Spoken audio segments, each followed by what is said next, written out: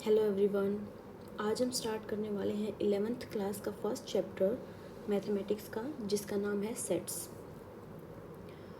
तो चलिए शुरू करते हैं। सबसे पहले पढ़ते हैं इसकी डेफिनेशन। देखिए, ये जो डेफिनेशन है ये आपको हर किसी बुक में मिल जाएगी। ये एनसीईआरटी की बुक है। आप किसी भी बुक में देखोगे तो आपको ये डेफिनेशन ज़रूर देखने को मिलेगी। क्या है डेफिनेशन सेट की? A set is a well defined collection of objects. अब ऑब्जेक्ट्स क्या होते हैं हमारे पास? ऑब्जेक्ट्स तो हमारे पास कुछ भी हो सकते हैं। ऑब्जेक्ट्स को हम एलिमेंट्स भी बोल सकते हैं, मेंबर्स भी बोल सकते हैं। अब इसने बोला है कलेक्शन ऑफ ऑब्जेक्ट्स, मतलब हमें डेटा कलेक्ट करना है कोई भी, और ऐसा डेटा होना चाहिए जो वेल डिफाइंड होना चाहिए। अब इस वर्ड को समझते हैं, वेल डिफाइंड क्या होता है। देखिए, जैसे क्लास में 15 बच्चे हैं। 15 बच्चे में से अगर आप किसी को भी उठाओगे और पूछोगे कि वोवल्स कितने होते हैं, तो हर कोई बोलेगा कि 5 होते हैं। कौन कौन से होते हैं हमारे पास वोवल्स? ए, ई, आई, ओ और यू।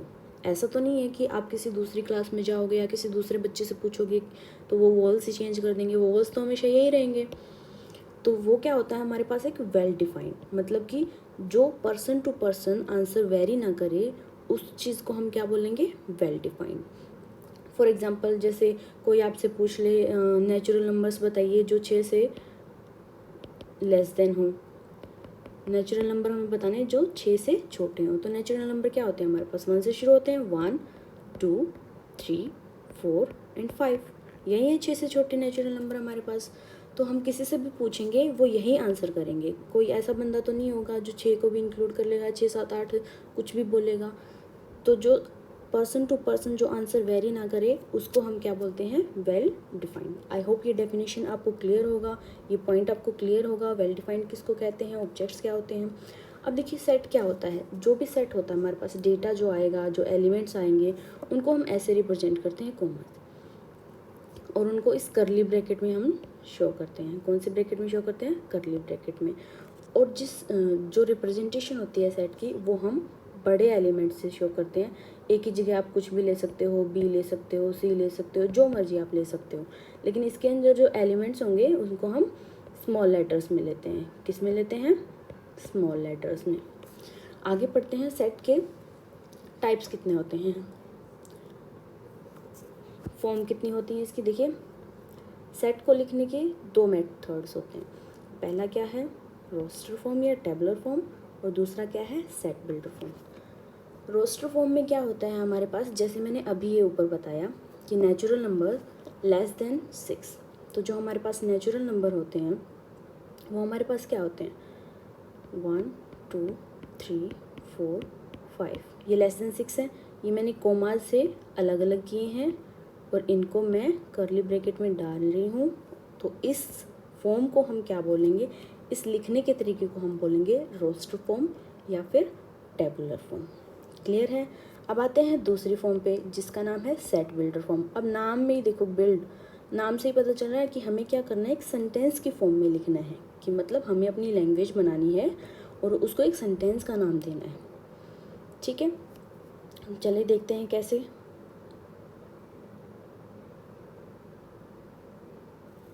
अब देखिए, ये एग्जाम्पल दिया हुआ है। एक सेट है वोवल्स का, वी से इन्होंने रिप्रेजेंट किया है। अब जो उसके एलिमेंट हैं उनको एक्स से डिनोट कर दिया है, और एक्स को डिफाइन किया गया है एक सेंटेंस में। कैसे डिफाइन किया गया है? X is a vowel in English alphabet. X क्या है हमारे पास? वोवल है इंग्लिश अल्फ़ाबेट में। तो ये क्या है हमारी? Roster form. सॉरी, ये क्या है हमारी? Set builder form. और अगर इसी को रोस्टर फॉर्म में लिखेंगे तो कैसे लिखेंगे? ए, ई, आई, ओ, यू। आई होप ये दोनों के दोनों फॉर्म आपको क्लियर होंगी।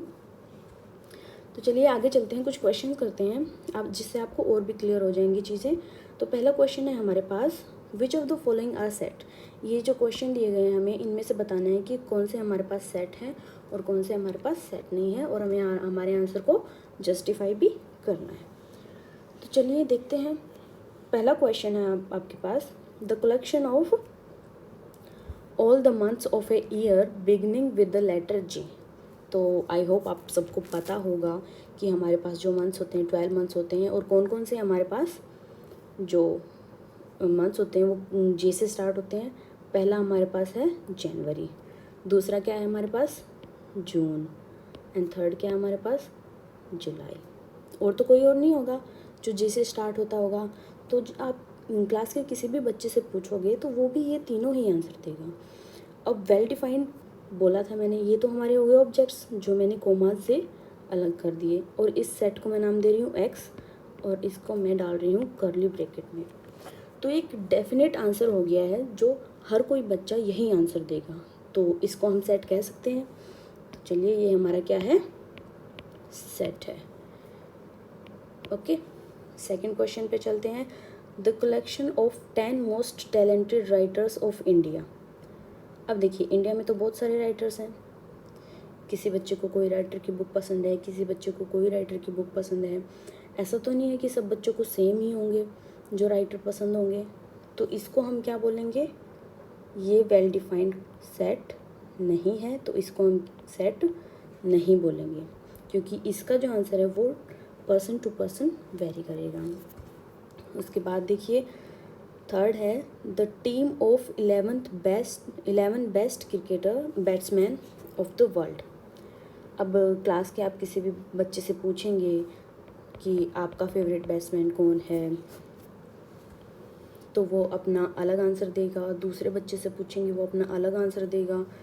तो ये हमारे पास सेट नहीं होगा, क्योंकि ये वेल डिफाइंड नहीं है। फोर्थ पे चलते हैं। फोर्थ हमारे पास क्या कह रहा है, the collection of all the boys in your class. अब देखिए आपकी क्लास है, उसमें रजिस्टर बना होता है, अटेंडेंस रजिस्टर।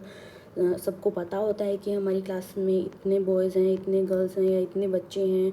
ये तो डेफिनेट है। जैसे 11th क्लास की ही बात की जाए, 11th क्लास में आप सबको पता होगा, क्योंकि सबको एक रोल नंबर असाइन होता है, तो आपको पता होता है कि आपकी क्लास में कितने बॉयज़ हैं। तो इसको हम क्या बोलेंगे, yes it is a set because it is well defined. Fifth part पे चलते हैं। फिफ्थ हमारे पास क्या कहता है, the collection of all the natural numbers less than 100। अब देखिए नेचुरल नंबर्स क्या होते हैं। नेचुरल नंबर्स जो हमारे पास होते हैं वो 1 से स्टार्ट होते हैं, 2, 3 अप टू, इसने बोला है लेस देन 100। तो लेस देन 100 क्या होगा, 99। ऐसे करते करते करते हम कोमा से डिफरेंट इनको सेपरेट करते चलेंगे और इनको एक सेट का फॉर्म दे देंगे। तो ये हमारे पास क्या हो जाएगा, एक वेल डिफाइंड सेट हो जाएगा। 6th पार्ट देखिए, a collection of novels written by the writer Munshi Premchand. अब देखिए यहाँ पे जो राइटर पूछे गए थे वो पूरे इंडिया से पूछे गए थे, और बहुत सारे राइटर होंगे, और बहुत सारे राइटर जो हैं लोगों को पसंद आते होंगे। कोई किसी को पसंद आता होगा, कोई किसी को पसंद आता होगा। लेकिन यहाँ पर बात हो रही है मुंशी प्रेमचंद जी की, जिन्होंने बहुत सारी उपन्यास लिखे हैं, नॉवेल्स लिखे हैं। तो वो तो फिक्स हैं, जो भी उन्होंने लिखे हैं, तो उन सब का हमें कलेक्शन करना है, उनको हमें सेट में डाल। तो ये हमारे पास क्या हो जाएगा, ये हमारे पास एक सेट हो जाएगा। 6th part. अब इसके बाद हम चलते हैं 7th पार्ट पे, the collection of all the even integers. All the even integers. Even integers हमारे पास क्या होते हैं, इंटीजर्स सबसे पहले देखिए इंटीजर्स क्या होते हैं हमारे पास, जो माइनस से स्टार्ट होते हैं और प्लस तक जाते हैं, ये हमारे पास इंटीजर्स होते हैं। अब इसने बात की है इवन इंटीजर्स की, ठीक है। इवन इंटीजर्स की बात करिए तो क्या होगा हमारे पास, 2, 4, 6, 8 अप टू इन्फिनिटी। सभी बच्चे यही आंसर देंगे जब भी इवन इंटीजर्स की बात आएगी।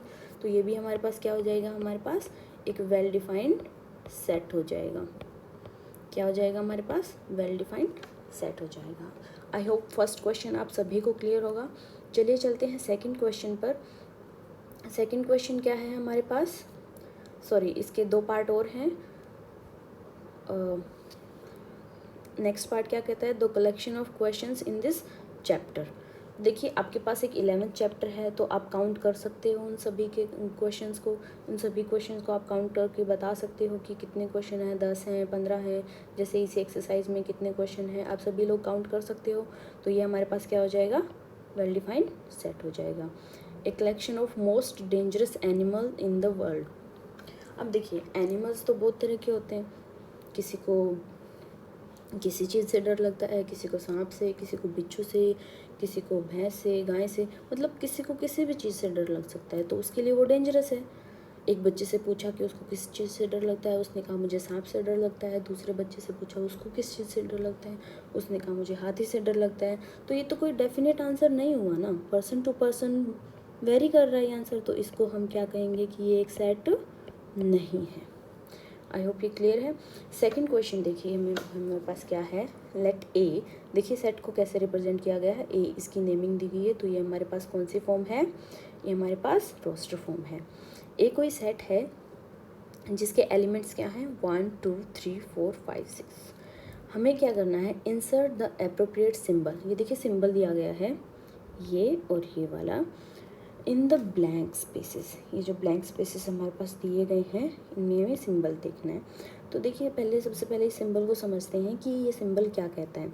जब भी हम इस सिंबल की बात करेंगे तो इसका मतलब है बिलोंग्स टू, और इसका मतलब है not belongs to. Belongs to का मतलब देखिए, जैसे क्वेश्चन करते हैं, जैसे 5 है, इसने बोला है 5 है और बीच में ब्लैंक दिया गया है और यहाँ पे दिया गया है ए, मतलब हमारा सेट। मतलब हमें ये बताना है कि 5 जो है वो इस सेट से बिलोंग करता है कि नहीं, इसमें आता है कि नहीं। बिलोंग का मतलब आता है। जब भी कोई एलिमेंट आएगा तो हम ये वाला साइन लगाएंगे, और कोई भी एलिमेंट नहीं प्रेजेंट होगा सेट में तो हम ये वाला साइन लगाएंगे। क्लियर है। तो देखिए 5 हमें क्लियरली यहाँ पे दिख रहा है कि 5 इसमें आ रहा है, तो हम ये वाला साइन यहाँ पे लगा देंगे। अब देखते हैं 8 को, एलिमेंट तो इसमें 6 तक है, तो 8 तो नहीं आता है, तो कौन सा साइन आएगा, नॉट बिलोंग्स टू। क्लियर है। 0, देखिए 0 भी नहीं है, तो ऑब्वियस सी बात है हम ये वाला साइन लगाएंगे। 4 हमारे पास है तो ये साइन आ जाएगा। 2 भी हमारे पास है तो ये साइन आ जाएगा। लेकिन 10 हमारे पास नहीं है, तो हम कौन सा साइन लगाएंगे, डजंट बिलोंग टू। क्लियर है। ये तो बहुत इजी क्वेश्चन था। अब ये वाला क्वेश्चन भी आपको क्लियर है। अब चलते हैं थर्ड क्वेश्चन पे। थर्ड क्वेश्चन हमें क्या कहता है, अब देखिए, right the following set in roster form.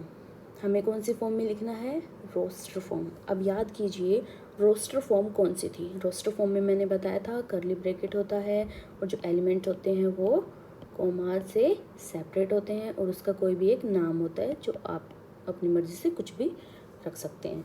और ये जो सारे क्वेश्चंस हैं ये इसने दिए गए हैं कौन सी, देखिए सेंटेंस की फॉर्म में है, तो ये हमारे पास कौन सी फॉर्म है, ये हमारे पास है सेट बिल्डर फॉर्म। कौन सी फॉर्म है, सेट बिल्डर फॉर्म। क्लियर है। चलिए क्वेश्चन करते हैं। फर्स्ट क्वेश्चन से स्टार्ट करते हैं। पहला क्वेश्चन क्या कह रहा है हमारे पास, ए हमारे पास कोई भी सेट है, उसके एलिमेंट को जनरल नाम दिया गया है एक्स। अब क्या है, एक्स हमारे पास क्या है, x is an integer. X क्या है हमारे पास, इंटीजर है जो कहाँ से कहाँ तक बिलोंग करता है। देखिए एक्स जो है हमारे पास इंटीजर है जो 7 से छोटा है, ये लेस देन का साइन है, मतलब जो हमारा इंटीजर है वो 7 से छोटा है और -3 से बड़ा है और इक्वल है। क्या है, बड़ा है और इक्वल का साइन दिया गया है, तो मतलब हमें -3 को इंक्लूड करना पड़ेगा। तो सबको पता है नंबर लाइन हमारे पास ऐसे होती है, ऐसे हमारे पास नंबर लाइन होती है, यहाँ 0 होता है, यहाँ नेगेटिव एलिमेंट्स होते हैं, सॉरी नेगेटिव इंटीजर होते हैं, यहाँ पे पॉजिटिव होते हैं। तो देखिए -3 जैसे मान लिया यहाँ पर है, तो इसने बोला एक्स इसके इक्वल हो सकता है, ठीक है, और इससे बड़ा होगा। तो हमें सबको पता है जो हमारी नेगेटिव की टर्म होती हैं वो इस तरफ बड़ी होती जाती हैं और इस तरफ छोटी होती जाती हैं।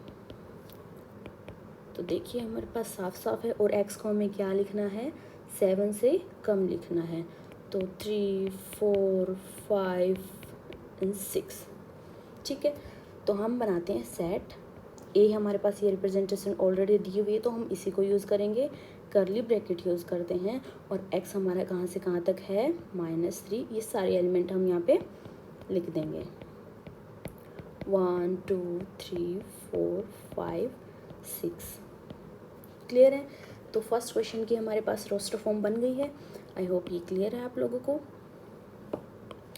चलिए सेकंड क्वेश्चन पढ़ते हैं। बी हमारे पास एक सेट दिया गया है सेट बिल्डर फॉर्म में, उसके हमें क्या बनानी है, रोस्टर फॉर्म।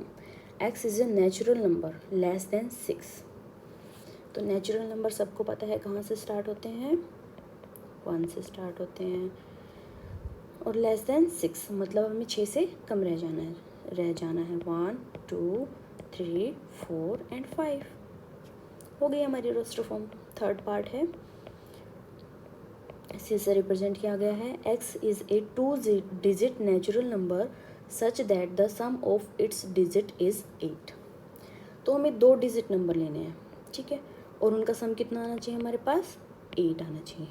तो 2 डिजिट नंबर कहाँ से स्टार्ट होते हैं, 10 से स्टार्ट होते हैं, ठीक है, तो मतलब 10 से बड़ा ही होगा कोई। तो चलते हैं, सबसे पहले 1 जैसे 1 की पेयरिंग बनाते हैं, जैसे पहला हमने यहाँ पे ले लिया 1, तो अब हम यहाँ पे 2 डिजिट का बनाना है, यहाँ पे क्या लिखें कि हमारे पास सम 8 आ जाए। तो ऑब्वियस सी बात है, सम 8 लाने के लिए हमें 17 लिखना पड़ेगा। तो पहला हमारे पास क्या हो गया, 17। अब देखिए 1 से तो बन गया, 2 से बनाते हैं। 2 से जब हम बनाएंगे तो 2 में क्या ऐड करें कि हमारे पास 8 आ जाए, ऑब्वियस सी बात है 6 ऐड करना पड़ेगा। तो दूसरा एलिमेंट हमारे पास क्या आ गया, 26। अब 3 से बनाते हैं, 5 ऐड करना पड़ेगा, 35। अब हम 4 से बनाते हैं, तो 4 में तो 4 ही ऐड करेंगे, 4 में तो 4 ऐड करेंगे, तो हमारे पास क्या आ गया, 44। अब 5 से बनाएंगे तो हमारे पास क्या आ जाएगा, 53। 6 से बनाएंगे तो हमारे पास क्या आएगा, 62।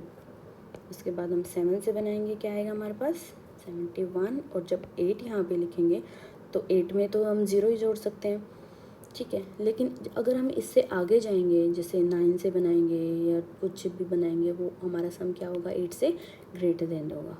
तो हमारे पास सिर्फ यही एलिमेंट्स होंगे जो हमारे पास क्या दे रहे हैं, सम। देखिए इन दोनों का सम भी 8 है, इनका भी 8 है, इनका भी 8, सबका सम कितना है, 8। तो हमारी कंडीशन सारी फुलफिल हो रही है। तो ये हमारे पास सेट एक आ जाएगा रोस्टर फॉर्म में। फोर्थ पार्ट देखिए, D, x is A prime number which is the divisor of 60।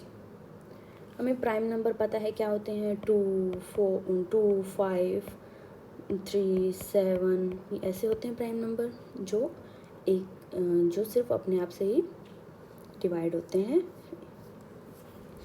तो देखिए हमारे पास 60 के जो डिविज़र होंगे उनमें प्राइम नंबर क्या होंगे हमारे पास, 2 हो गया, 3 हो गया, 5 हो गया। 6 भी 60 को डिवाइड करता है लेकिन वो प्राइम नंबर नहीं है। 10 भी 60 को डिवाइड करता है, वो प्राइम नंबर नहीं है। तो हमारा इतना ही सेट बनेगा जो प्राइम नंबर होंगे और जो 60 के डिविज़र होंगे। आई होप ये आपको क्लियर है। नेक्स्ट पार्ट पर चलते हैं, फिफ्थ पार्ट। ई से रिप्रेजेंट किया गया तो हम ई नोटेशन देंगे इसको, the set of all the letters of the word trigonometry. अब देखिए जो एलिमेंट्स हम लिखते हैं इस कर्ली ब्रैकेट में, उनमें कोई भी जो रिपीटेशन है वो अलाउड नहीं होती है, ठीक है। हमें कोई भी एलिमेंट को रिपीट नहीं करना है। तो देखिए हमें लिखते जाना है। सबसे पहला एलिमेंट है टी, मैं यहाँ से कट कर रही हूँ ताकि आपको क्लियर हो जाए। टी हमने लिखा, उसके बाद आर हमें कोमा से सेपरेट करना है, उसके बाद आई, उसके बाद जी, उसके बाद ओ, उसके बाद एन। अब देखिए ओ यहाँ पे पहले आ चुका है, हम यहाँ लिख चुके हैं ओ को, तो अब हम इसको नहीं लिखेंगे क्योंकि रिपीटेशन सेट में अलाउड नहीं होती है एलिमेंट्स में। अब देखिए एम हमारे पास नहीं आया है तो हम एम को लिख देंगे और यहाँ से कट कर देंगे। उसके बाद ई को लिखेंगे और कट कर देंगे। टी हमारे पास सबसे पहले यहाँ आया है तो हम टी को दोबारा से नहीं लिखेंगे। आर भी हमारे पास यहाँ पे आया था पहले तो आर को भी नहीं लिखेंगे। और एंड में हमारे पास क्या आ जाएगा, वाई। तो ये हमारा क्या बन जाएगा, एक सेट बन जाएगा। लास्ट पार्ट पे चलते हैं। एफ क्या कहता है हमारे पास, the set of all the letters in the word better. क्या वर्ड दिया गया हमें, बेटर। इसमें भी हमें वही रूल लागू करना है कि हमें रिपीटेशन अलाउड नहीं करनी है एलिमेंट की। तो सबसे पहले बी लिखती हूँ मैं और यहाँ से कट कर देती हूँ ताकि हमें क्लियर हो जाए कौन कौन से लेटर आ चुके हैं। उसके बाद मैं E and then T. T देखिए 2 बार है तो दोनों को मैं एक ही साथ कट कर रही हूँ और यहाँ पे सिर्फ एक ही बार लिख रही हूँ मैं। ई हमारे पास पहले आ चुका है तो इसको मैंने कट कर दिया एंड देन आर। तो ये हमारे पास क्या बन गया, सेट। हमारा थर्ड क्वेश्चन कंप्लीट हो गया है। आई होप ये क्वेश्चंस आपको समझ में आए होंगे, क्लियर होंगे।